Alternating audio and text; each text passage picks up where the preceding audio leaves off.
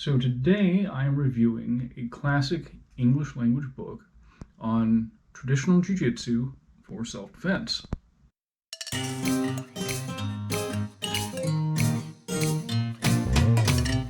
Hi guys, my name is Joe and welcome to my channel, Fighting Words, the Martial Arts Library.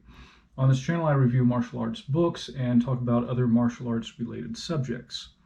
Today I'm going to be reviewing the book Jiu-Jitsu Complete, originally published in 1958 by Kiyose Nakae. Now, originally the book was published in 1958. I have a copy that was reprinted in 1997. There may be some differences between my copy and some other copies. Now, Mr. Nakae, it was hard to find some of his background. I did find an obituary for him in 1962, which means after this book was published, 4 years later, he passed away. I have heard that his style was Kito-ryu Jiu-Jitsu. However, I really haven't found anything to confirm that. As I mentioned, the focus of the book is using traditional Jiu-Jitsu for self-defense. And a lot of the early part of the book, sort of the introduction section, talks about and emphasizes the use of jiu-jitsu as a killing art. You know, there's some gravitas included in this. In lieu of a table of contents, instead we get a list of tricks, because all these techniques are referred to as tricks in this book. The table of tricks is 2 pages long, and it will include things like throws, combinations, holds, how to break out of a maneuver. Following that, we get the 8 sessions. So apparently this was sort of a lesson plan for learning Mr. Nakae's jiu-jitsu system. Each session is sort of progressive. You know, we begin in the first session with things like break falls, in other words, how to land from a fall without injuring oneself. And way at the end, we get a session on resuscitation. Now, this is the traditional jiu-jitsu means of resuscitation. You know, you'll also see this in some old judo books. At the risk of getting ahead of ourselves, most of the resuscitation methods basically come down to forcing the diaphragm to work. I mean, we pretty much, among the methods, have the Heimlich maneuver. Anyway, the sessions typically contain some basic techniques, defenses versus specific attacks, and examples of technique combination. I would say that some of these sessions have themes to them.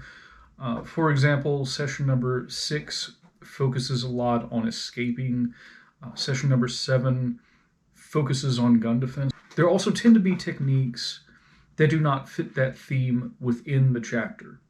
Now, looking at the techniques in particular, most judoka will be familiar with the throws. He's using English language terms for them. However, we do have techniques like Harai Goshi, Osorogari, Hizakuruma. These, of course, go under different. Included in these techniques are a number of standing and a few ground locks and chokes. We basically get 2 chokes. We get a rear choke, one variation of which is interesting because he's bending down and using the top of his head to brace against the back of the opponent's neck while he's using his forearm to execute the choke. Another interesting technique that we get here is a technique where he is scissoring his legs around the opponent's head and one arm. Now, this technique is shown primarily as a position from which you can leverage his elbow against your thigh. In other words, it's an arm lock. I do wonder, I haven't practiced it myself, whether or not it could also be used as a form of chokehold. Some of the techniques he includes are a little bit dubious. I would say more from the perspective of how is this supposed to materialize. he includes what he refers to as the pencil trick, where you stick a pencil between the guy's fingers and you squeeze his fingers. And that sure does hurt.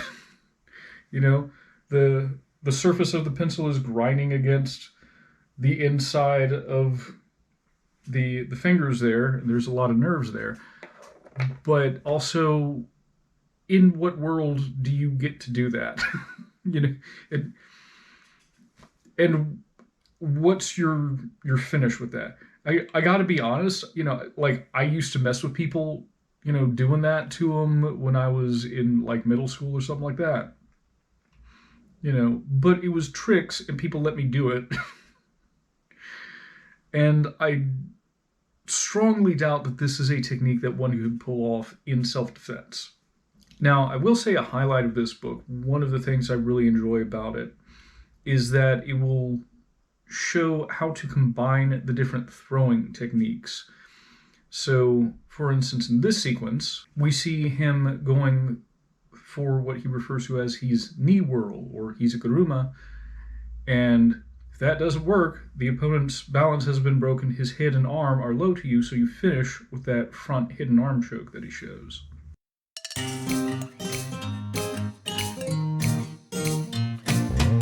As far as the pros go, I really like how this is largely systematic and progressive.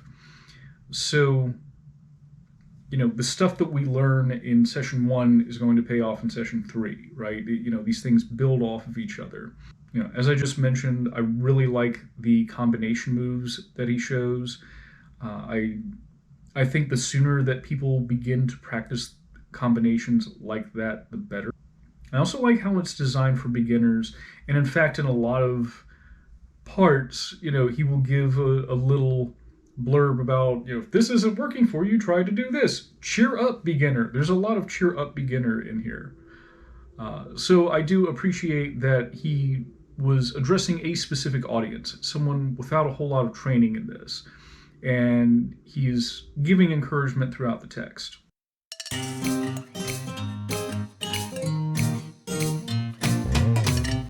As far as the cons go, probably the most dubious one that stuck out to me was the claim that a person who has been choked out will not regain consciousness on their own.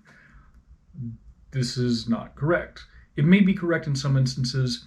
It is not an absolute. You know, I've seen people get choked unconscious, and if you just like let go, in a couple of seconds, usually they'll, you know, come back to consciousness. And there's also that emphasis on some techniques that, you know, like that pencil trick. I don't know how you would get into that. I don't know what the end goal of that would be. You know, if you were fighting for your life, that's a weird thing to do to somebody. And do you think that they're going to stop fighting you because their fingers are a little bit? So while I think a lot of the material in here is pretty good, there are a few outliers that I'm just not a big fan of.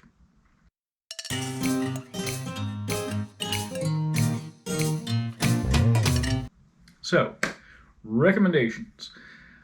I think it's pretty okay for self-defense.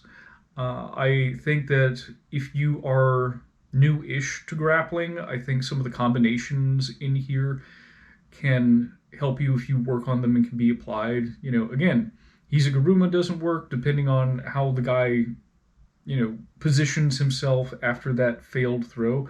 Maybe you can grab that front headlock.